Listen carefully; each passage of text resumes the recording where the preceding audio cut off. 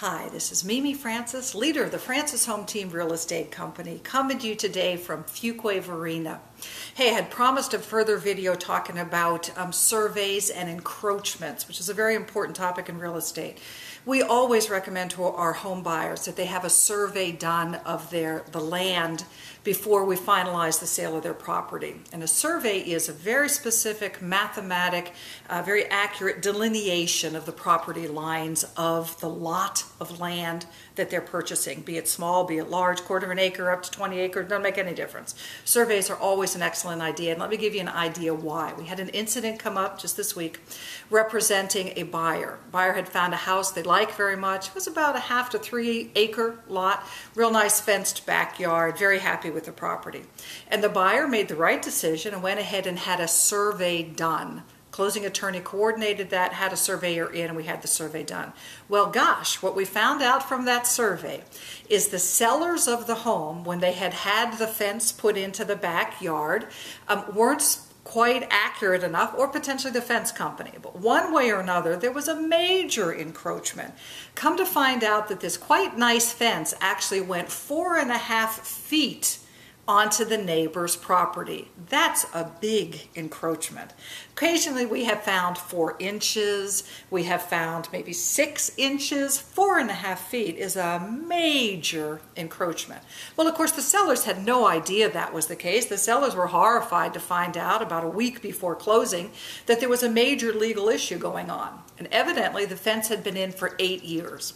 When the fence had been put in, the next door neighbors whose property had been accidentally encroached didn't care, had no idea, didn't care, was perfectly fine. Well, the neighbor sold that house to someone who is renting the house out and now lives outside of the Triangle area. So our sellers contacted that new owner saying, hey, we found this out, we're so sorry. Would you sign this legal document that turns over that land and we'll pay you X amount for it?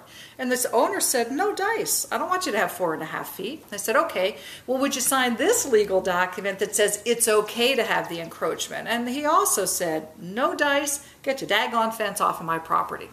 Well, my buyer certainly wasn't going to take responsibility for the cost and the hassle of moving the fence, so we talked about what are the options. Are we going to delay closing? How is the seller going to get that done?